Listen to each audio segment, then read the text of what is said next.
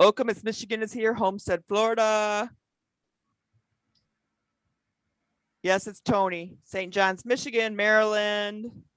I was on the call earlier today with my Big Ten colleagues. So I saw my Maryland, my Nebraska, even our Ohio State friends were there. So it was pretty cool to see everybody. So welcome everybody to Kiwanis Let's Talk. It's Thursday night, April 22nd. I don't know where April went, although I feel like we were just in December or January here in Michigan for those of us that had snow.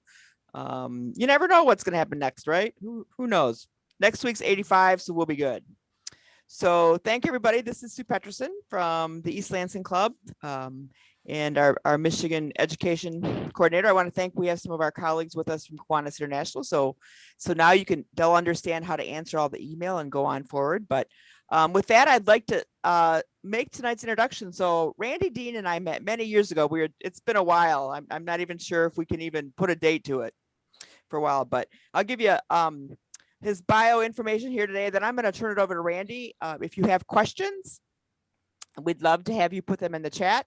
Randy and I will manage that, and let's see what kind of information and what we can learn tonight. So Randy Dean, the email sanity expert, what's that tell you? An author of the Amazon bestseller Taming the Email Beast, is a professional speaker and expert on time in email management, effective organization, and the related use of technology. And I want you to know that he taught me something right at the beginning of the session today. So I'm going to hold that. And I'm going to share it. And he's going to share it. So for more than 25 years, Randy has been leading programs for corporate, university, and association audiences. He has been featured on popular radio, TV, magazine, and blog programs, and is the creator of several streaming video self-study programs and live webinars, which I'm sure he'll share with us later. His highly entertaining programs leave audiences with immediately usable strategies and skills on how to better manage your time, email, inputs, apps, and technology. So with that, I am going to turn it over to my friend, Randy Dean. Randy, take it away. Sounds great, Sue. And I'm going to go ahead and do the screen share here so we can get things rolling. You do see the PowerPoint front slide on the screen, correct, Sue? I do. Okay, and here's the tip that I shared with Sue. If you're in PowerPoint management mode and you would like to quickly jump to slideshow mode without having to move your mouse, on a Windows PC, just do a Shift Function F5 on your keyboard and it will take you right into your presentation. How about that? There you go. So we'll start it out with a little PowerPoint tip, even though this is a course on email management, obviously. Sue did a really good introduction. Let me just give you a little backstory about how I got to doing this. I was teaching time management related use of technology for several different organizations as a side job and hobby when I had these things called real jobs. I was formerly a market research supervisor at Procter & Gamble in Cincinnati. I know we have a friend from Cincinnati on the call tonight.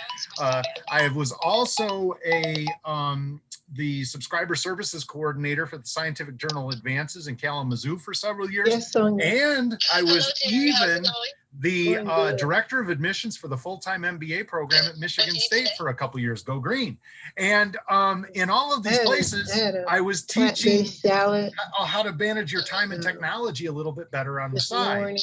And the interesting thing that happened was, I think we got somebody with a mic open out there. I can hear a whole lot coming in. Okay, sounds good. Yep. And what I was going to say is that every place I work, people said, you got to get out and teach this stuff that you're teaching on the side and make this your career. And so about 17 years ago, I started this company, and my plan was to teach time and project management using Microsoft Outlook. But about a year into the business, so this would be about 2005, I'm in the class teaching people, and everybody goes, Randy, it's my email. What do I do with my email? My email, it's email. And so being an entrepreneur sensing opportunity, I'm like, maybe I should make a program just about how to manage your inbox, which became this program, which became an Amazon bestseller, which has become about half of my business every year all across the United States, Canada. And I've even been taken over to Europe several times to teach this stuff. Pretty cool. All right. And the reason is because people have a little problem with their inbox. I've become known as this guy, the totally obsessed time management guy, email sanity guy. And I like to put this right at the start because I'm going to probably give you too many ideas. Here's what I want you to do. Don't try to take in every idea. Rather, look for the ideas that are going to really help you and jump on those ideas. Okay? Because if you get 2, 3, 4 ideas that'll help make your email a little bit less insane, and email was supposed to be a productivity tool. Just a reminder, it was supposed to be for productivity. If you can find a few ideas that'll help you get back to productivity, then this will be a successful amount of time that you'll be spending tonight. So what I'd like to do is open up a little chat poll, and we're about to find out if you've made a poor career choice. All right, let's find that out right now. How many hours a day does the average professional email user spend simply reading, responding, and administering their email messages? And what I would rather you do is not answer what you think the average is. Type in the chat how many hours a day you're spending just working on your emails. If you can type in the chat, I'd like to see who's doing what on their email in the chat feature, please.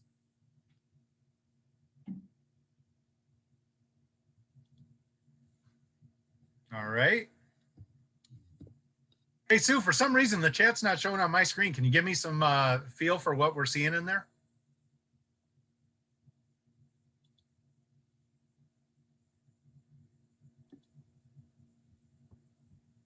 That's interesting. The chat is not popping up right now, which is interesting. You know what I might do is I might turn off screen sharing for a second. There it goes. Now I can see it.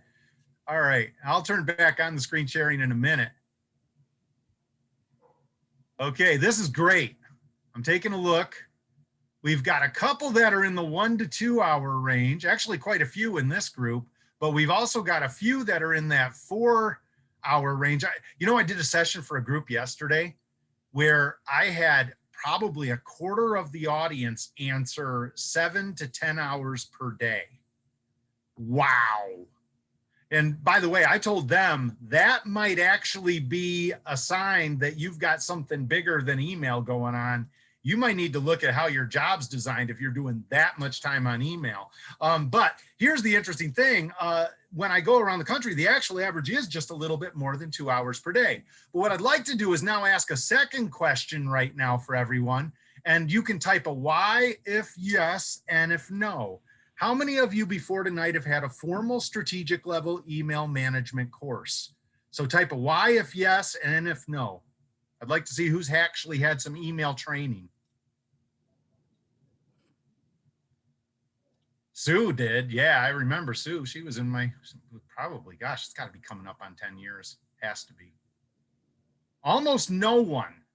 Okay, now what I want you to know is you have a lot of company, okay? And the reason I say that is I have been teaching this program now for 17 years. And as I've been teaching this program, I've been asking these same 2 questions at the start of a lot of my sessions. I actually did a session in Las Vegas just a few years ago with 550 people in the room, still the largest audience I've had a chance to speak to. And I asked that question and 4 people raised their hand. What I'm seeing pretty consistently around the United States, Canada, and Europe is on a tool that often takes as much as 25 to 50% of a typical workday. 1 to 3% have had training on how to use it. Wow. Which means, how'd you learn to use your email? Outlook, Gmail, maybe another email tool. How'd you learn to use it? Here it is. Good luck, right? Have fun swimming. And so what's happened because of this is that that we've picked up some good habits and some not so good habits. Now, what I'd like to do is one more chat poll here real quick. I want to find out what everybody's using. So if you're still working, you're not retired, I want you to type your work email first. Don't start typing yet though, because I'm going to make this easy on you. Okay. I want you to type your personal email second. If you're only using one kind of email, you'll type that. But here's what I want you to type. If you're using Outlook as your primary for work, type O. If you're using Gmail as your primary for work, type G. If you're using something other than Outlook or Gmail, type an S. And if you're using Outlook at work and Gmail personal, type OG. And I guess you could type GO if you're using Gmail at work and Outlook at home. So we got a GG out there. Hi, Gigi. We got somebody who's using like 17 accounts. I'm curious about that one. So we do have a couple using Gmail at work and Outlook at home. Ah, Thunderbird, interesting. Thunderbird does have some of the tools that I'm going to be sharing tonight. If you're using something other than Outlook or Gmail, I want all of you to do me this favor watching tonight's presentation. Look at the strategy, not the technique. Because in a lot of these email software tools, they have the same capabilities. You just have to go into your drop menus and see, well, can I do that here in this type of email software? Now, however, if you see something that Outlook and Gmail's doing that you really, really like, but you can't do with your current email software, that might be the sign that maybe it's time to get one of those kind of accounts. So, but this is great because this helps me. It looks like we got a nice mix. So what I'm going to do is share a little bit of both Outlook and Google for everyone, since it looks like that's what most everyone is using. All right, now, what I want to do now is let's get in and talk about what's actually happening. Now, I actually believe there's 4 ways your email inbox owns you. 4. I'm showing you the first 2. Number 1, you check your email way too much. The average professional email user looks at their inbox 17 times a day. About a quarter of you are checking your inbox anywhere from 20 to 40 times a day. Whoa. Hey, and wait, it gets even better. How many got one of these? Got a smartphone, iPhone, Android? How many got an Android or iPhone? If you have one of these, you're looking at this anywhere from 50 to 150 times a day. Now just put those 2 together. You know, what is it, 20 to 40 plus 50 to 150? Why? How does anybody ever get anything done? I'm just going to say it right now. Squirrel. But let's go back to this. Second thing, you know what else you're doing? Because you're self-taught. You're reading your same messages over and over and over again, doing nothing with them. Let me explain to you what I mean. The average email user looks at each and every email they receive on average between 3 and 7 times each and every email before they take a smart and effective action with that item. 3 to 7 times each one. And can I show you why? Time to get into my Outlook inbox. Who's jealous? So wait, I got to go back. Hey, one of my emails disappeared on me, which is sort of fun, but I can use the squirrel email to do what I want to do here. What I want to do is show you what a whole lot of people do with their emails. And it's really, tell me if I'm wrong. Tell me if I'm wrong. They get a new email. They open it up. They read it a little bit. Let's see what's in here. Yeah, you know what? I do not have time for this right now. So you know what I'm going to do? I'm going to mark this email unread. That's what I'm going to do. I'm going to mark it unread. Then I'm going to close it. No, you know what I'm going to do? I'm going to do something different. I'm going to come over here to the side, Outlook users, and I'm going to turn on that little flag. I'm going to turn on the flag. No, we got some Gmail people on here. Let's go into my Gmail inbox. Oh, twice as messy. Oh, you know what? I don't have time for this email right now. I'm going to click on this and come up here and mark that one unread too. Or no, I'm going to turn on the little star. All right. You tell me, Y or N in the chat, Y or N. How many of you use either mark unread, flags, or stars? Any of the 3. Give me a Y if you do, N if you don't. Who's marking those emails that way? I don't know what goon means.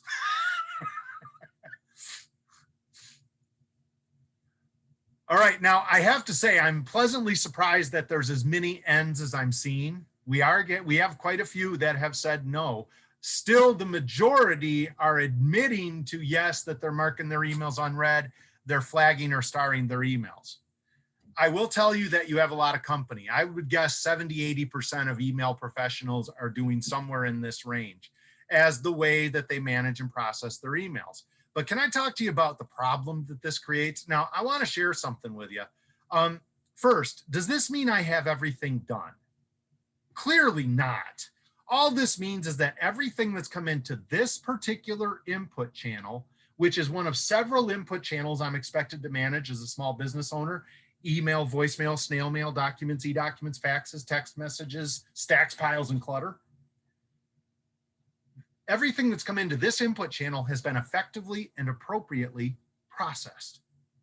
Meaning if I can't deal with it right now, the first time I see it, it then moves out of my inbox into my daily planning tools. Any ideas what those daily planning tools might be? They're actually on my Outlook screen right now. Let me give you a hint. They're somewhere down here. What are my 2 day-to-day planning tools? Any guesses? Any guesses what might, oh yeah, calendar, definitely, and tasks. Hey, look at that right out of the gate. You got them, you nailed them right there, calendar and tasks. So see what I'm doing is I'm moving my emails out of my inbox into my calendar or task list if I can't do them now. Now, some of you are probably looking at my Outlook screen going, oh my, he's using a different version of Outlook than I am. He's got these words on the bottom of his screen. I don't have words. Everyone watch close. See the 3 little dots, the ellipses down here? I'm going to click on the ellipses and I'm going to go up to navigation options. And I'm going to turn on compact navigation and hit OK. And now I got the icons. I bet you most of you have the icons. Guess what? I don't care how you have your screen. You can have icons, you can have words. And now you know how to do either way, whatever you'd prefer. And what I'm about to show you in a little bit works either way too. But if you do have the icons on your screen, a little watch out for all the Outlook users. Okay, take a look at this. If I put my mouse right here, I get a drag bar. And I see a lot of people have it dragged over something like this to make their folders column look a little cleaner. But by doing that, you can only see email, calendar, and contacts. You can't see your task or note functions. So if you're like what I'm going to show you in just a little bit, make sure you drag it over this far, or just switch back to words by going on to navigation options and turning off compact navigation. That easy. And hey, guess what? Outlook users, I'm about to give a tip that almost no Outlook users can actually use. Okay.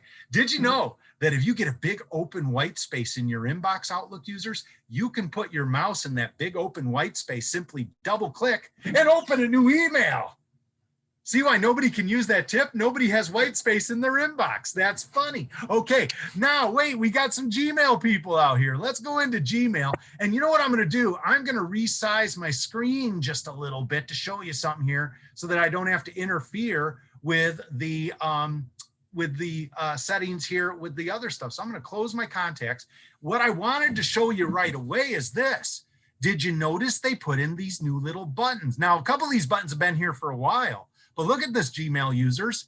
Here's contacts, here's tasks, here's notes, that's Google Keep, which is their notepad tool, and here's Google Calendar.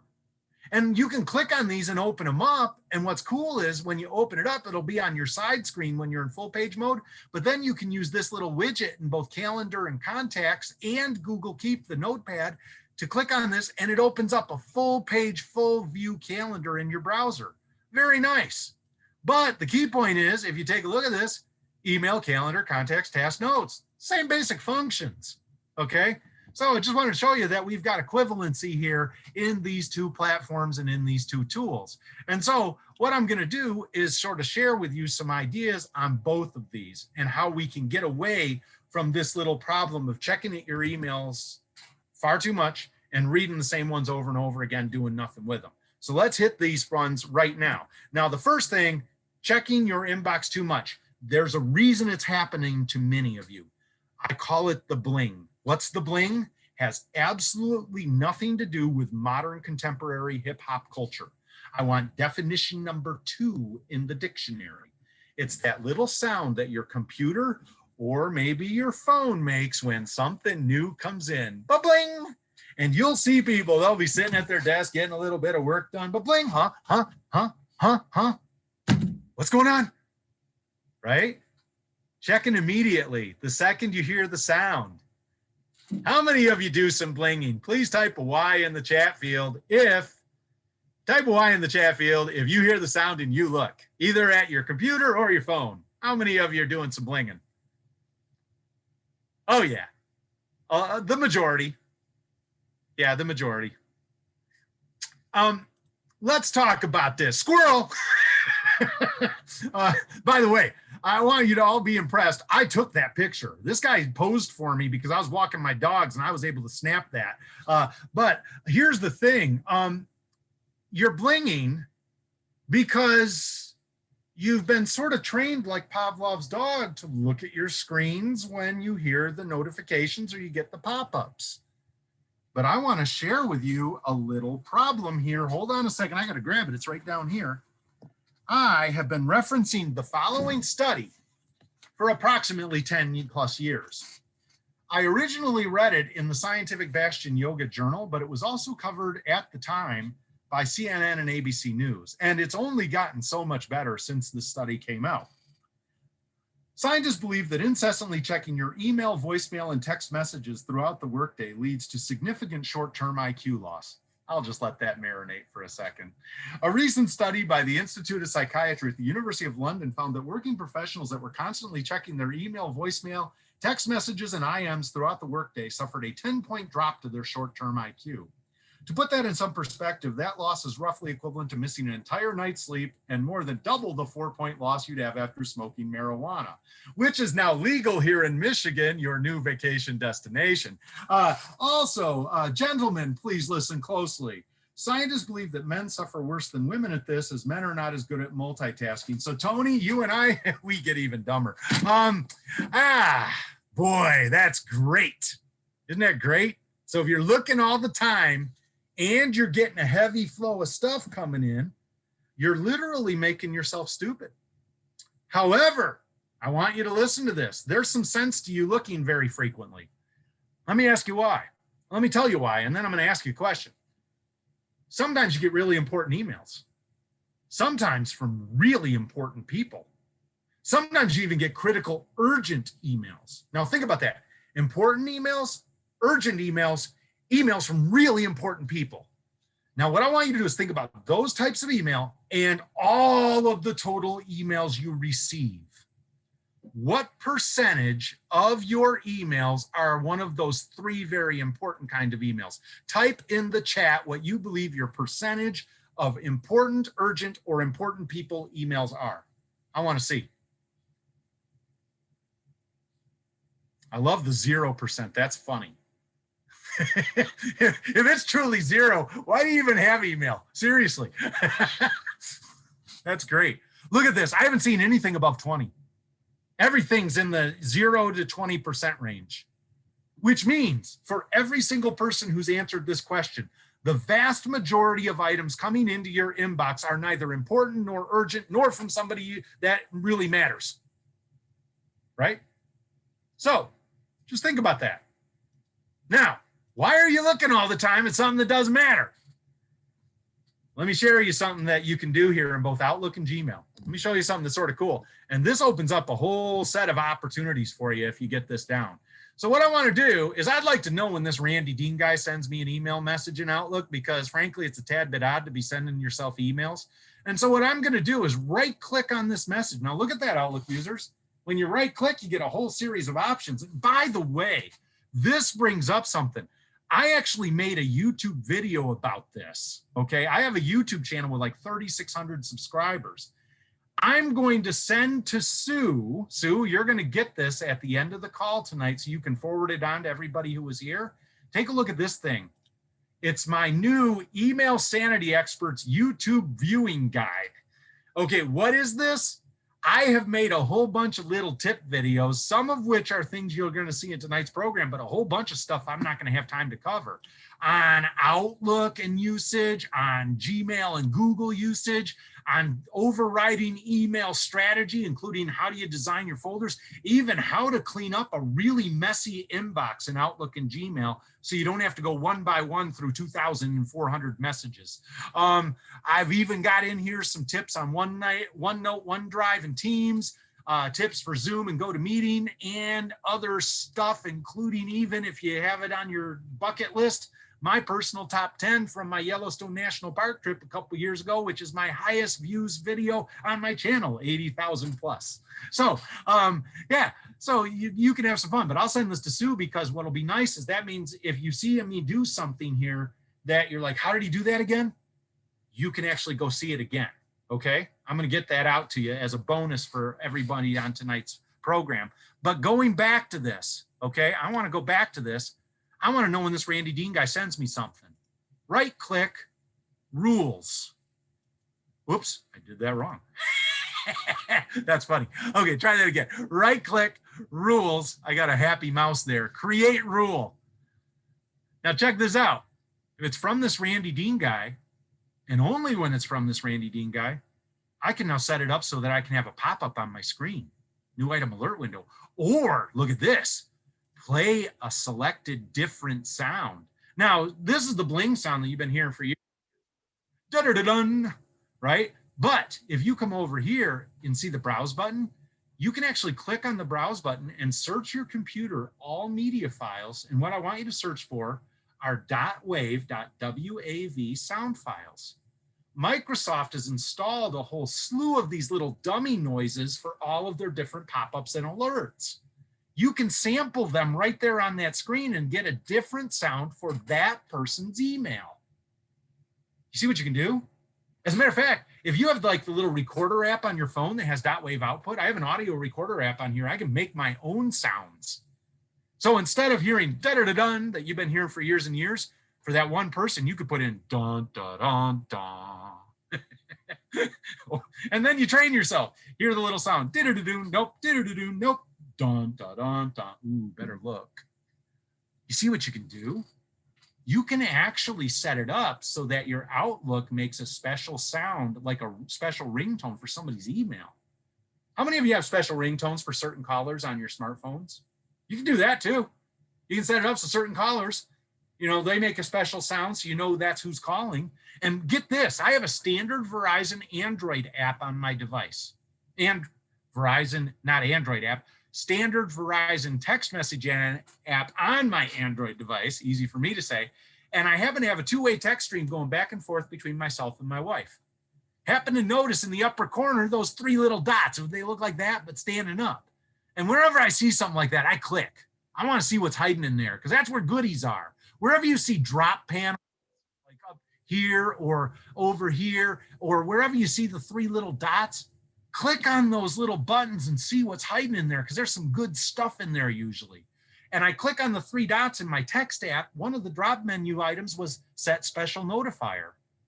And I changed the sound for my wife's text messages too, as well as for my kids, as well as for my parents. You see what I'm doing? Email, voice, and text. I'm setting special notifiers for my most important people and my most important messages on any of those three platforms. And the reason that I'm doing that is very simple. I just want to know when the most important stuff's coming in. That way I don't have to look at everything. I can look at the important ones. I don't have to look at everything. But when I watch this, you can do more here. I'm going to turn these off. It doesn't just have to be Randy Dean. Advanced. You could also do it by what's in the subject line. You could do it if there's specific words. Maybe you could talk to your team and say, hey, when you send me something urgent or ASAP, use that word at the beginning of the subject line. I'm going to make a rule so that those ones pop on my screen. Or take a look at this, right? Specific words and sender's address. You could make it so that everything from @Kiwanis.org all goes into your Kiwanis folder. Wait, what? Yeah, look, next. Move it to the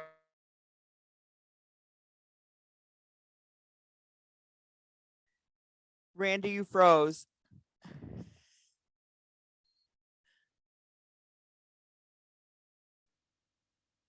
Oh, he's going to come back. Are you there, Sue? I'm here. Yep. Okay, that's interesting. I don't hear you, but I got booted for a second, but it brought me right back in. So I'm going to go back into screen sharing here. Okay, so as you can see, you can even set it up so that certain groups or people can automatically get their messages deleted. Who's that spammer that's been driving you nuts? Set up a rule to block them, and then they can't get to you anymore. So, you know, this is nice, and I actually have to show you. Did you know Gmail has some of the same capabilities? Take a look at this. Let's say I want to stop this Randy Dean guy from sending me stuff or mark his emails important. All I need to do is unclick on this. I'm going to actually go into my Gmail settings up here at the top. Now, I actually did a video about this. They changed the settings in Gmail to this little quick setting panel. And if you're not used to this, you can actually click on this button right here, see all settings. And what that does is bring up the old headers that you used to have. See at the top? And now what you can do is, check this out, use filters and blocked addresses. And what I want to do is come down to the bottom and hit create new filter. And if it's from this Randy at Randall Dean guy, watch this, I'll hit create filter. Now watch the background in my Gmail. That just brought up every single email from me to me. Everything I've sent from me to me from my Outlook account to my Gmail account. But I want to do this again. Notice this. I can come down here and mark Randy Dean's emails important. Now wait, that's step one. Let me go out of here. I'm going to go back into settings, see all settings, general tab. And if I page down here, Gmail users, let me show you something. Desktop notification, important mail on. See, in both Outlook and Gmail, you can tell them what are the important messages, who are the important people, and then it'll pop up on your screen or make a sound, which means you don't have to look at everything right now, but you can certainly look at the most important things right now. Which means, let's get back into the presentation here real quick. You don't necessarily have to constantly monitor your email, your voice, and your text. And you could instead get yourself on some form of an email management regimen based on time. Now, I saw somebody said, I'm retired, so I don't worry about it too much. If I'm retired, I'm checking my email maybe a couple times a day, once in the morning with my coffee, and maybe once in the mid-afternoon because I'm bored. The second thing that I would do is, if you're at work though, I want you to think about your work day and your type of work. I don't know how often you should be checking email to be what they call appropriately responsive. Let me explain to you what I mean by that. If you're heavy client customer service in your position, your regimen's probably going to be shorter because people expect you to respond more quickly. However, if you're more of a project-based person that needs bigger blocks of time to keep your focus and do your work, you might want to stretch that out. So like the customer service person might still be on a 15 to 30 minute regimen through the day, keeping up with all the inputs, whereas the project-based person's maybe 45, 60, 90 minutes. Maybe they're only checking their email 3-4 times a day. I don't care how you do it, because now you've got your notifier set up and it's going to tell you when something really important comes in if you set them up properly. What do you do with everything else? Well, you do this. Let me show you. Now, by the way, if you want to know how you can get away with not having a real job for 17 plus years, come up with a slide like this. This is what you do when you want to manage your email more properly. And let's talk about what this is. This is called the decision tree. And I'm going to walk you through this real quick and then give both the Outlook and Gmail users a killer tip.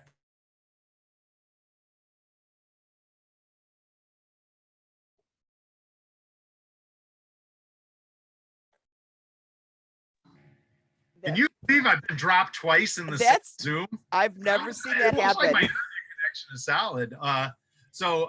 But Sue, you hear me? Give me a thumbs up, right? Yep, we got you. Sue, are you hearing me? Yes, I am. But I can't see you. Yeah, okay, good. Okay, I'm gonna go back into share screen. I keep getting this internet connection is unstable. I mean, I'm on high-speed Comcast, or what's going on here. But what I wanted to share is, let's go back into this PowerPoint. And remember, if you remember, it was a shift function F5 to go into this.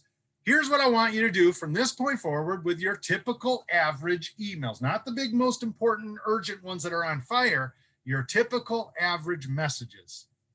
If you get a new email, I want to change that 3 to 7 time right here. If you open it, you just made a contract with yourself, and it's a very simple contract. If you open an email, you can't stop looking at it until you know what you need to do with it. I want you to make a decision. Yes, I want you to read your email and make a decision of what you need to do. That, by the way, is an information management classic called the One Touch Rule from like 30, 40 years ago. It used to be about paper. If you get a new piece of paper, you touch it once and then decide what needs to be done with that piece of paper. But I've sort of morphed it onto email, voicemail, text messages, IMs, and of course, email, right? If you're going to look at it, decide. Now, there's a guy I've been following for the past 30 years. His name's David Allen. He wrote the book, Getting Things Done. By the way, if you want to go off the deep end, that's the book to read next. He did something genius. He took this one touch rule, receive something new, look at it once, make a decision, And he put a time-based decision matrix on top of it to make it almost diagnostic how you handle any new input you receive. And here's what it says. It's real simple. Receive something new, make your decision. And if that thing is quick, something that takes a couple minutes or less, handle those now. Handle those ones the first time you see them. Don't you dare save them for later. And let's talk about why saving the quick little ones for later is not good at all. Here's why. First, if you're getting a pretty heavy flow of email, voicemail, text messages, IMs, and other inputs, and you're keeping the quick stuff for later and you're getting a heavy flow, might they not just stack up and bury you? How many of you feel a little bit buried by a whole bunch of little stuff? Type a Y in the chat field if you do, or an N if not. Who feels buried by a whole bunch of little stuff? That's funny, Chris. Y's across the screen. I will tell you, as a person who teaches this stuff, my first diagnosis would be, are you keeping quick stuff for later? Because it has a propensity to stack on you. But let's think about the inherent logic of this too, okay? When I say the inherent logic, quick little email just takes you 30 seconds to write the reply, or a minute to look up a piece of information forwarded on, or a minute to fill out that online web form and hit submit, or a minute to reply to that voicemail at a time when you know the other party cannot answer their phone, so you catch their voicemail too. Good tip. And on any of these, if you look at it 3 times before you do that quick little action, 3 times, you just doubled it. Think about that. Any of those, you look at it more than 3 times, you're doubling your work, right? Do the quick stuff the first time you see it if you possibly can. And I'm not even going to say, if you don't think you have the time to do the quick stuff, checking your email, why are you checking your email? You should keep working on what you need to work on. Now, moving out of that though, look what it says right here next to it. What if it takes more than a couple minutes? Well, I'm saying put it on your task list.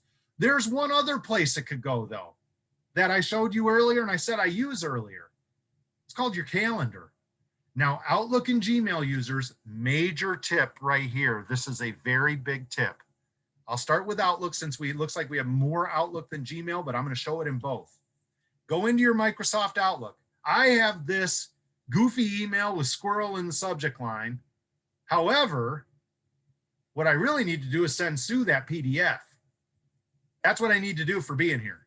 So watch what I'm going to do, Outlook users. I'm going to left click on this email, hold the click, and drag it down to the task word or icon and drop it. That's called a drag and drop in Microsoft Outlook.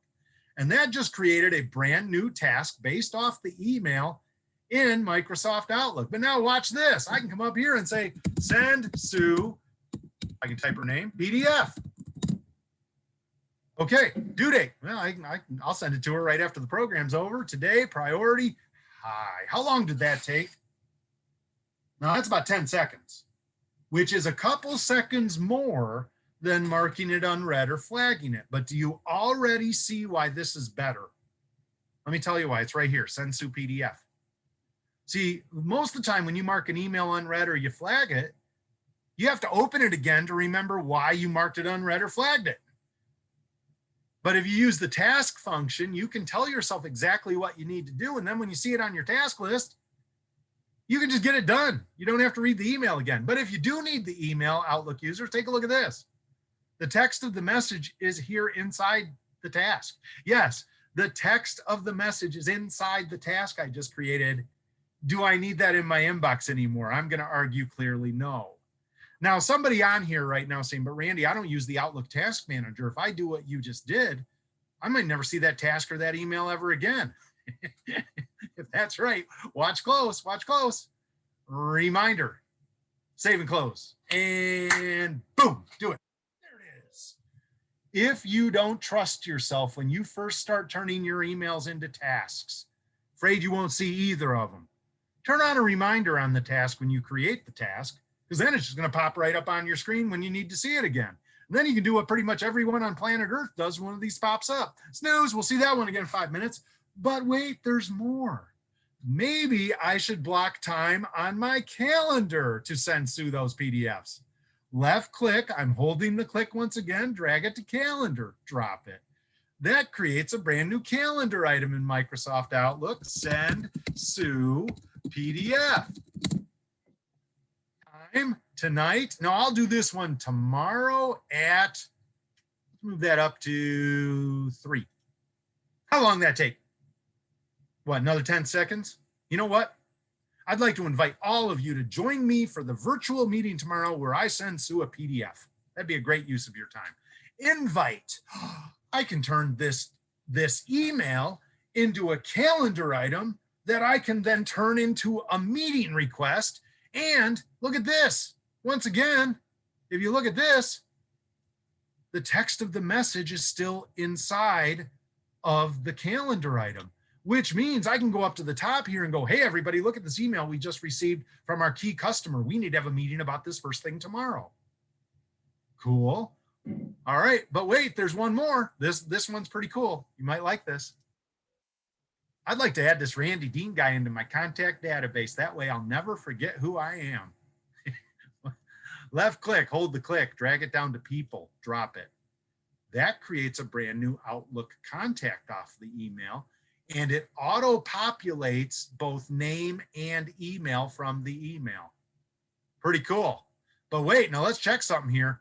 Oh, look, he's got a signature, and look, it did not do his name properly. So watch what I'm going to do here. I'm going to grab this right here, do a Control X, which is a cut, and then I'm going to do this at a Control V.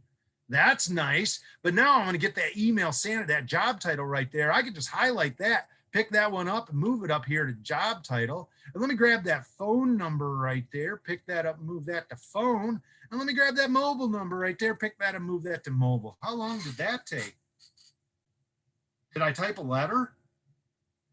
Did you notice through a simple selection and move operation, as well as a copy and paste operation, I can make that contact and fill all the fields that I want without even having to type a letter, as long as that person had a signature in their email? Yay. Let's see what happens when I hit save and close, Outlook users. Checks the database to make sure I'm not creating duplicates.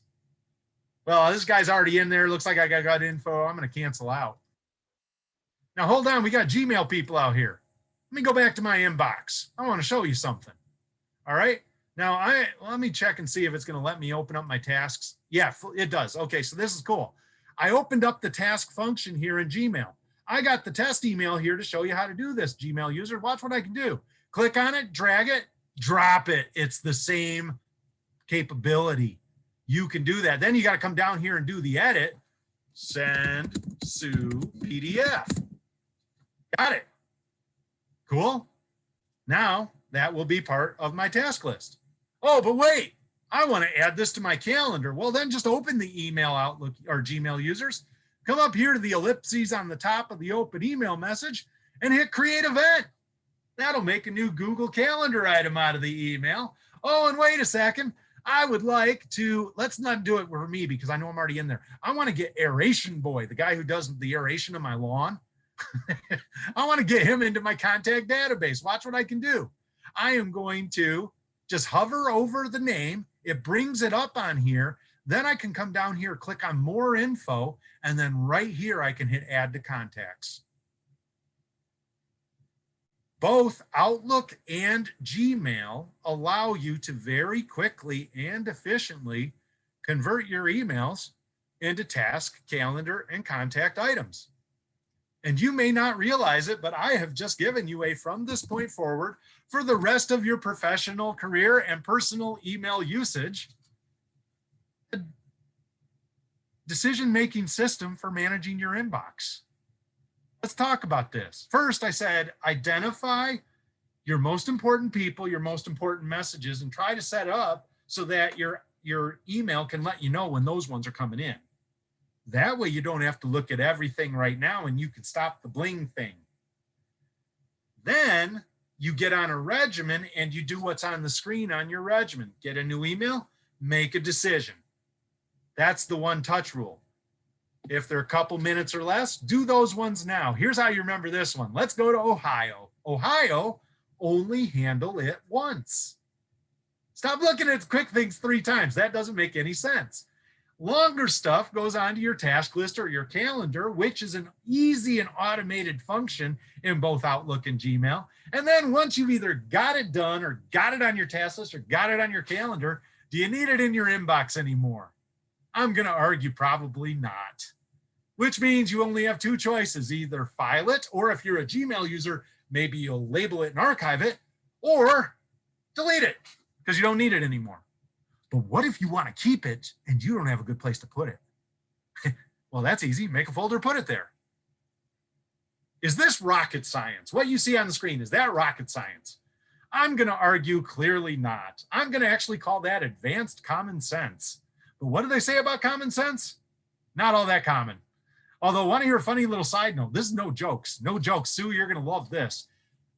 February of 2020, right before the lockdown, right as the coronavirus is starting to spread in China and it's getting across borders, one of the last client events I did live, Cape Canaveral, Florida, for the Air Force Launch Command. I actually got to, now they're Space Force. I actually got to go teach rocket scientists how to do this. That's awesome. So, but here's the thing. It's not rocket science. Now, do me a favor, though. If you've been taking notes, does this just have to be how you process your emails? Or could you instead maybe do this for all of your input streams? Email, voicemail, snail mail, text messages, IMs, stacks, piles, clutter, documents, e-documents.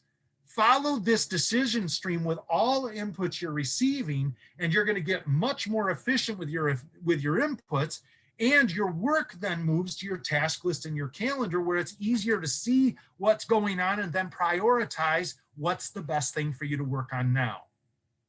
Make good sense?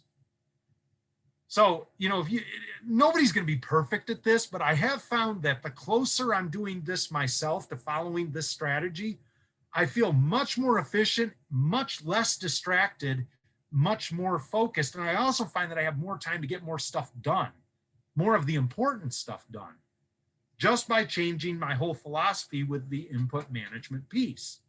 But wait, there's more. Let's go to this box right here, 3 minutes or less. I'm going to give you a tip in Outlook and Gmail here that might blow your mind. Some of you, this might be the most important thing you're going to see on tonight's program. How many of you have ever been typing a message? See, I'm going to flip this box over. I'm not going to tell you how to use this for stuff coming in. I'm going to show you how to use this for stuff going out too. How many of you ever been typing a message and you're about ready to hit send on that message and you say to yourself, there's some good writing.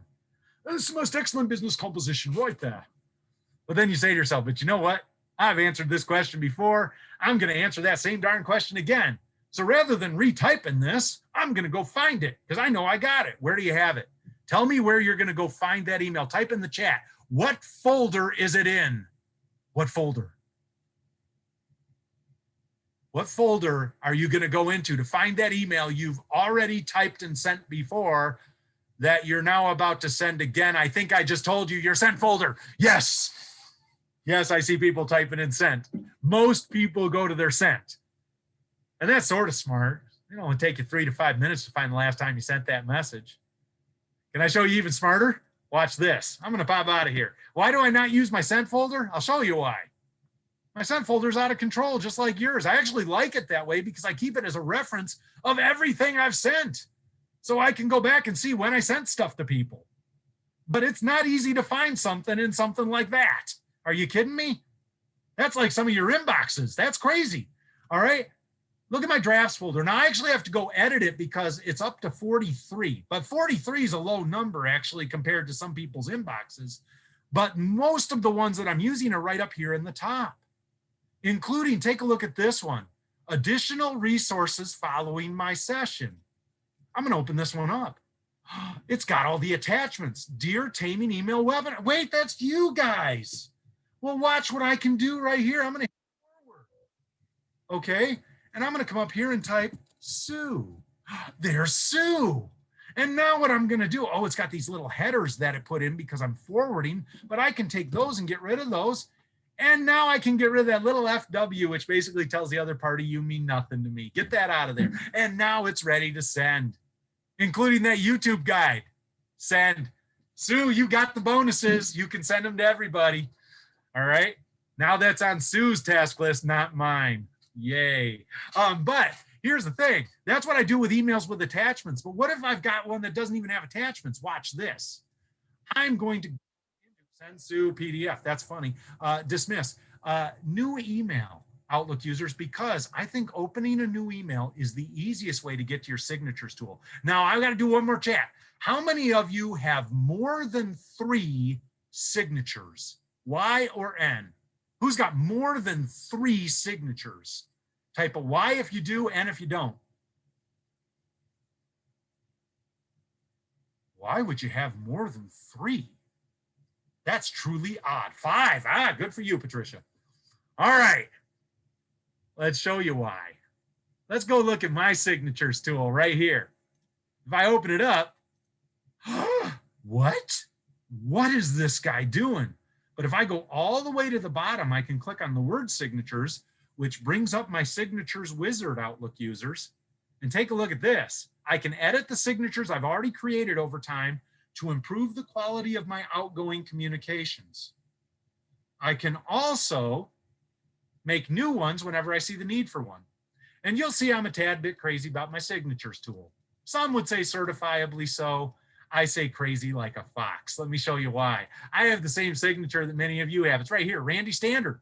Now notice you can put a picture in your signature, Outlook users. Doesn't have to be your face. You could put in your logo. And how about this?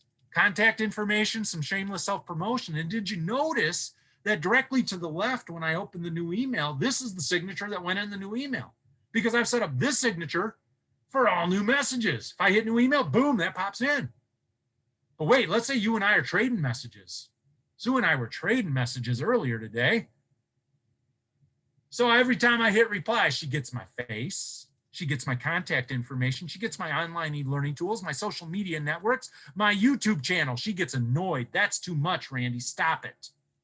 Look at this one right here, Randy short reply. Name, tagline, popular course listing, LinkedIn. This is the one I'm using for replies and forwards. So I have a more extensive signature for brand new outgoing messages, a much shorter signature for replies and forwards, because that assumes we've already been talking. Well, what the heck are all the rest of these in here for then? Because these two, probably 95% of my outgoing emails is one of these two. This is what I do for a living now. I've been doing this, like I said, for 17 years.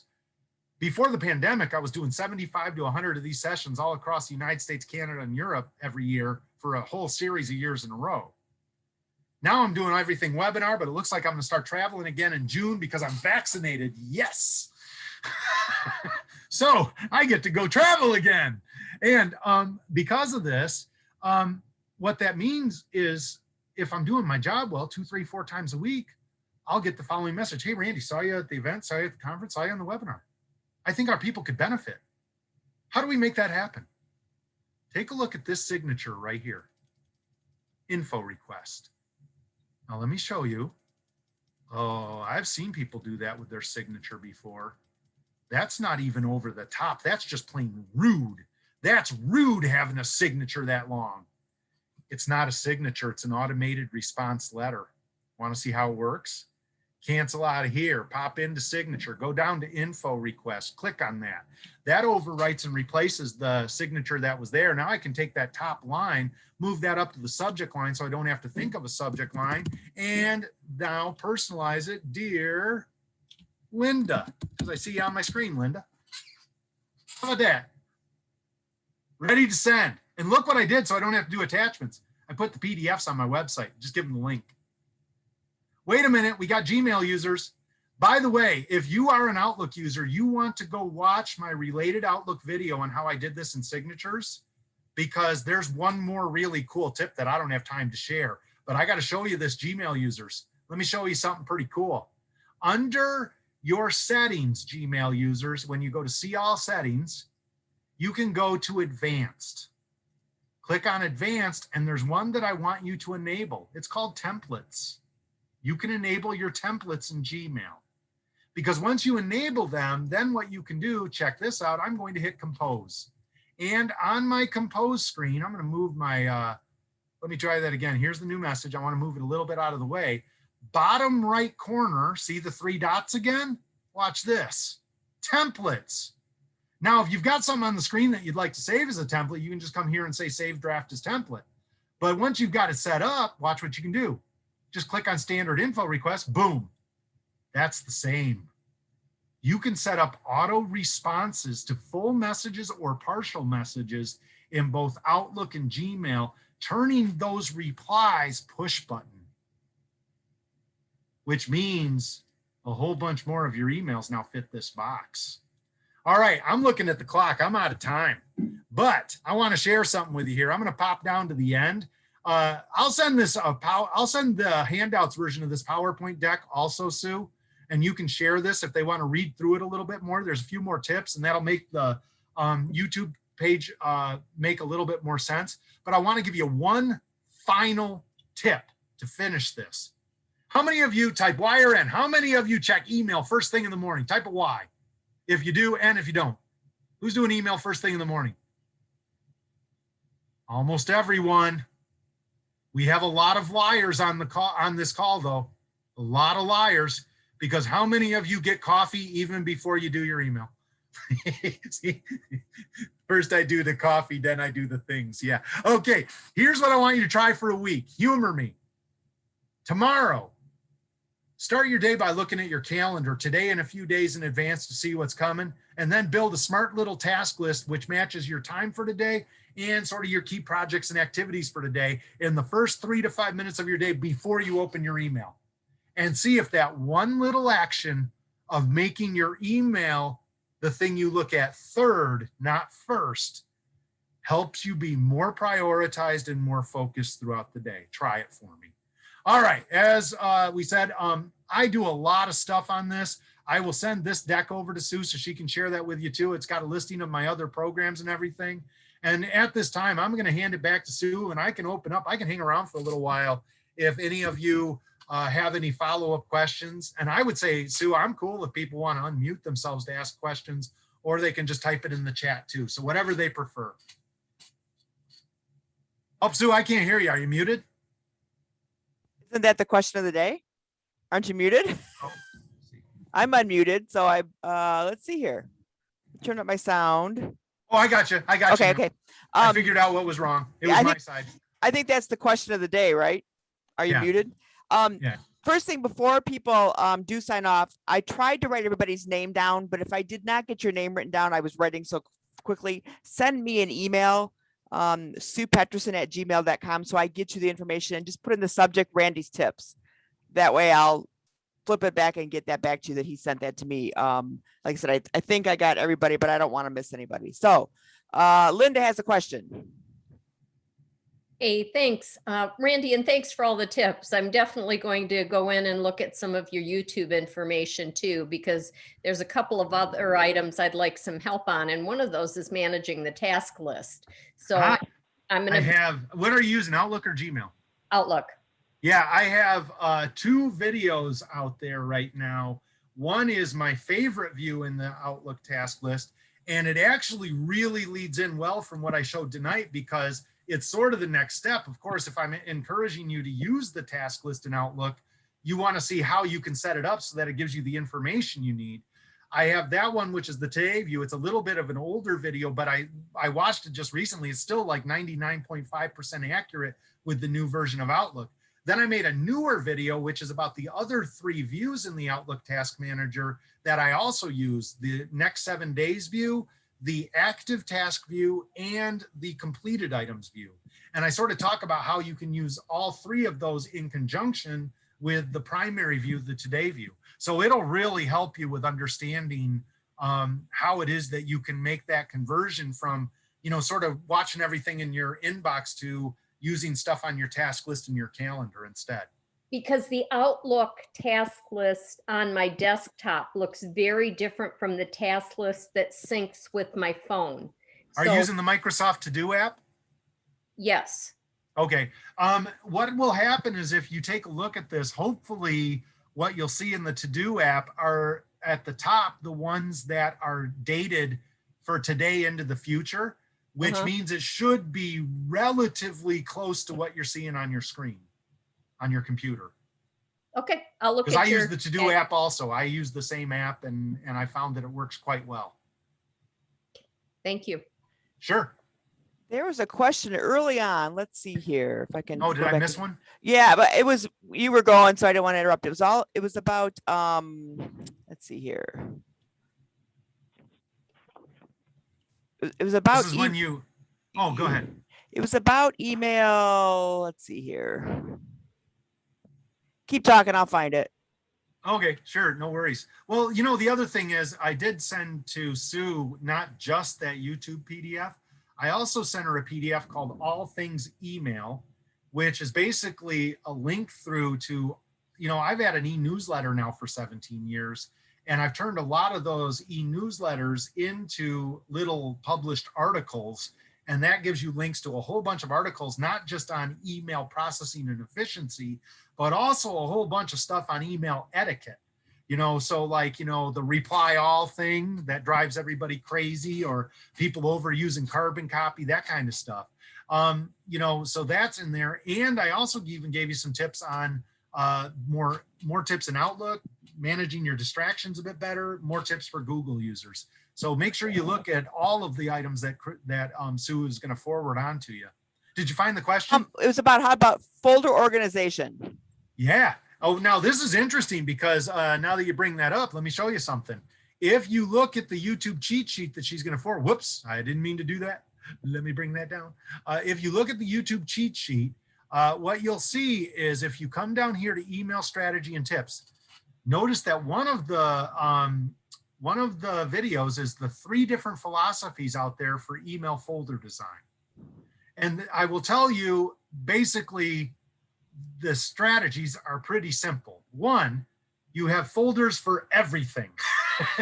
Folders, then you have drop-down folders and folders inside of folders and all your decision trees. There's a new philosophy where instead of doing that with all your emails, you label your emails. Now, there's 2 different ways you can label your emails, depending on whether you're using Outlook or Gmail. Gmail allows you to put an email into multiple labels and then archive it.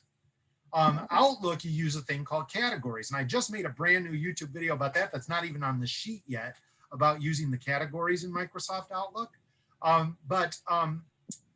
Basically, if you can label your emails, maybe you don't need so many folders, because you can then search by label. Now, let me show you what I mean. I'm going to come in here, go back into my inbox, look on the screen. Here's the labels function in Outlook. It's called categories. And you can make these labels like the same I did with signatures. Click on all categories. You can change these from the color codes, red, green, blue, tan, purple. You can rename them to your key projects, clients, activities, events, customers, coworkers. It's similar to Gmail labels, but different in a very key way.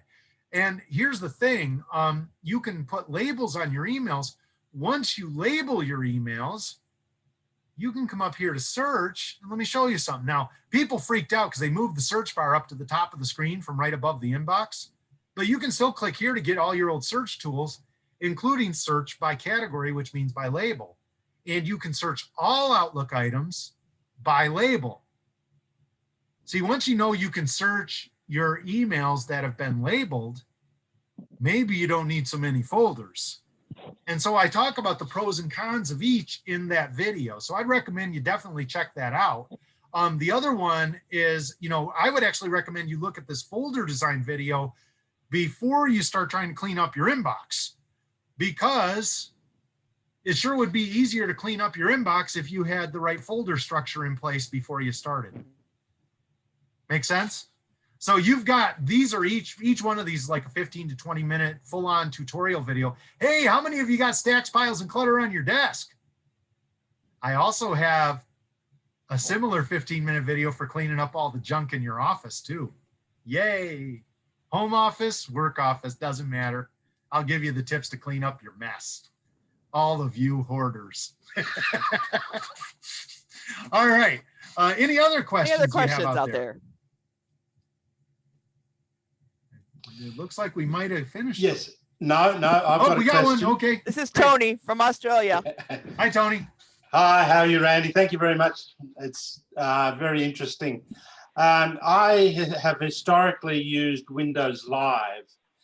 I'm not overly happy with it, but one of the reasons that I haven't changed is I've got a lot of historic folders, and to go somewhere else, I've got to move those folders across. And I just don't believe that I could, for example, create an Outlook account and move those folders into Outlook. Is that possible? Ooh, well, I'm not a Windows Live user. Are you using the web app version of Microsoft Outlook through the browser then? Or are you using a different version of email? It's a 2010 Windows version.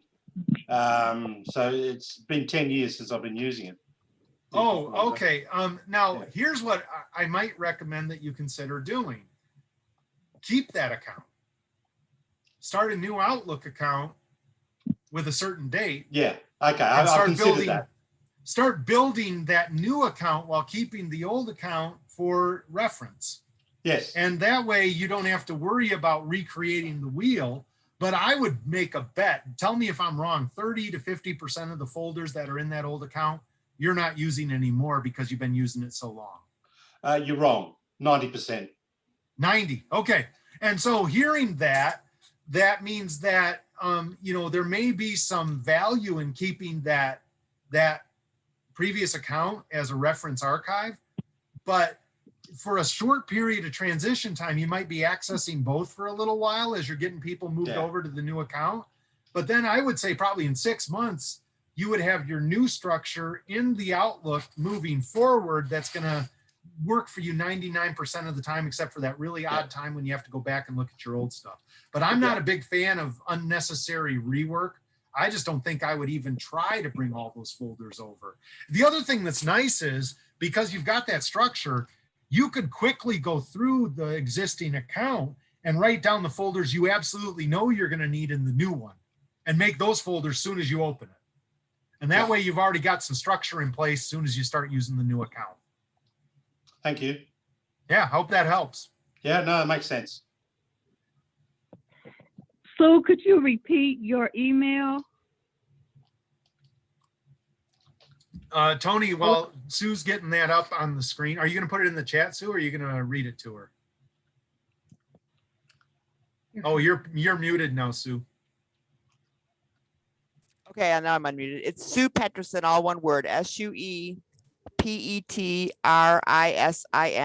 @gmail.com. Thank you. You're welcome. Yeah, Tony, one final thing I wanted to share on what we were just talking about. My first internet-based account was a Yahoo account that I probably got like in the year 2000 or something. I started using Outlook personally a couple years after that when I started this business. And then I was using Outlook for previous companies, but obviously when you leave the company, you don't bring your email with you. And then I started my Gmail account probably 8 or 9 years ago. I never canceled that Yahoo account. I kept it for a very specific reason. I'd been using that Yahoo account for everything for a few years, which meant all the junk and spam was going into the Yahoo account. And I still have that Yahoo account just for that purpose. Whenever somebody's asking me for a valid email address for something I'm doing online, I never give them my work or my Gmail account address. I give them that Yahoo account address, and it's basically over time become my spam filter.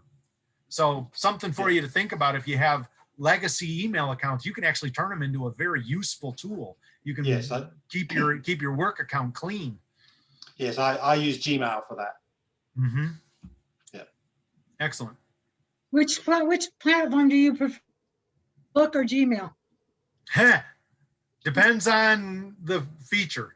I think Outlook, I really like the way Outlook is designed in 365, especially their task list. I think Outlook has an advantage in their task function over Gmail. Gmail's task list is very basic. However, I think Gmail's labeling capability, let me show you what I mean. Gmail just itself, not the Google tasks, but the Gmail just itself. I'll show you what I mean. This is slick. And Gmail has a huge advantage here. When you click on a message, you can go up here into labels, Anna Soccer automated messages, speaker match, taming email, webinar, and you can create new labels. Or you can go in and put it into a folder, Anna Soccer automated messages, speaker match, taming email, webinar. Wait a minute. Labels in Gmail are the same as the folders in Gmail. See that? Now this is interesting. When I first started using Gmail after coming from the Outlook software environment, I stared at this for like 20 minutes, scratching my head going, what are they doing right here? And then I went, oh, that's genius. Let me tell you what they're doing. You can put one email into all of these labels, then hit apply. Then come up here and hit archive. If you do that, that one email is in all of these folders. Labels and folders are the same. You don't have to choose a folder. You can put it in all of the folders. And that's genius. So I think from the foldering and archiving perspective, I'm giving the thumbs up advantage to Gmail on that. But like I said, I do really prefer the Outlook task capability because it's much more robust. So, but I will also say this, you know, I sort of see in some ways Outlook's a bit of a Cadillac, but most of us just need a good pickup truck to move our stuff around. And Gmail is a fully functional and well-designed pickup truck. So, you know, I tell people, you know, if somebody told me I had to quit Outlook tomorrow, I had to move to Google, I'd be like, yeah, that's fine. So I'm sort of indifferent. I actually think both can work. I think they're both very solid platforms, not just for email management, but for time, project, people, productivity management. I think they're really solid for both. I didn't notice, but in your YouTubes, do you have something on trying to straighten out your contacts? No, I don't do much on contacts. That's interesting. I just really haven't gone through there. I have to tell you, more than likely, I need to do a contacts cleanup. I'm betting you have I think I got a couple thousand in my primary contact database that I bet many are legacy, many have bad emails. I probably should do a cleanup of that. But, you know, that's one of those things that until you sort of need to do it, why do it? You know, so, you know, you'll find out that it's no longer a valid contact when the email bounces. Well, I also have. Hey, by the way, yeah. Speaking of that, though, I do want to give you a really good tip if you get an email that bounces from somebody that matters to you, because this does happen. Have you ever sent an email to somebody that you really want to stay connected with? They were a good business partner or colleague or something. And then you send them an email, boom, it bounces back, no longer valid address. Immediately, I go out to either LinkedIn or Facebook and I see first if we're connected already. If not, I send them a connection request. And what I put in the connection request is, hey, I just tried to send you an email and it bounced. Have you made a change? Would love to stay connected. Because that way, what I'm doing is I'm taking the people that matter to me most, and I'm using primarily for professional contacts, LinkedIn, and personal contacts, Facebook. And that way, the people that matter to me most, you don't lose them in Facebook or LinkedIn, whereas you might lose them if it's just by email. So that's my tip. If you're getting emails that are bouncing, just go connect on the social networks before you lose them there. Well, the biggest problem I have is my son uses my Apple ID and his phone got synced with my phone, and oh geez. And now I have addresses. I have 4 or 5 listings for one person. Yeah. You know, everything. So you know what I would almost do if I was in that situation where you had that many duplicates? If it's too difficult, I would almost consider getting a third-party contacts app and doing a new set of contacts in there versus trying to go through, you know, hundreds or even thousands of contacts in my existing contact database. Because I mean, you know, life is too short to be doing that kind of work. So now there might be one thing I should mention though. you might want to go out and search to see if there might be a tool for your specific contact manager that can clean up duplicates. There might be a software tool that does this for you. And if that's the case, it might automate it and make it go much, much faster. So, and you said you're using the Apple for contacts? Yeah. See, that's a big enough platform where I would be sort of surprised if there wasn't a tool for that. See, the bigger the platform, the more likely it is some developer somewhere's built a tool to do something like contact database cleanup or something. So, you know, you can definitely go check that out and see, and there might be a way to do this much more quickly.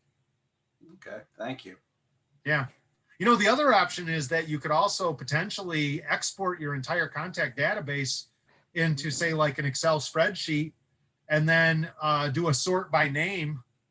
And what you could do is sort it by name so that it's all by last name sort. You can find all the duplicates, take them out of the spreadsheet, completely delete your contact database, and reload it with the spreadsheet. That is something that should be done with great personal care. Because if you don't know what you're doing, don't curse me. I'm giving you the warning on that one too. You better know what you're doing before you do it. And I would strongly recommend you make a backup of that original contact database before you delete it from the phone, just in case your Excel spreadsheet import doesn't work properly. But that would be another way that you might be able to do something like that fairly quickly. I did that with my calendar one time, and Yeah. I freaked out because I live off my phone's calendar, and Right. But luckily it was backed up to the cloud and I was able to reload it. Yeah, you know, whenever you're doing any kind of cleanup or overwrite, the very first thing you do is make an original copy backup and make sure that it's not someplace where you can accidentally delete it. So that way, if everything goes completely haywire, at least you're back to step one, not to step zero, you know? So, yeah, very good. Hey, Randy, tell us why you have an exclamation point in front of all your labels. Ah, look at Sue seeing this on the screen. I want to see if you do the reason I do. If you put a special character or even a numeric in front of the actual name when you create the label or folder, this works not just in Gmail, this works in Outlook, and this also works in your file cabinet on your computer. It supersedes alphabetization, allowing you to take your most important or most used folders and move them to the top of your directory.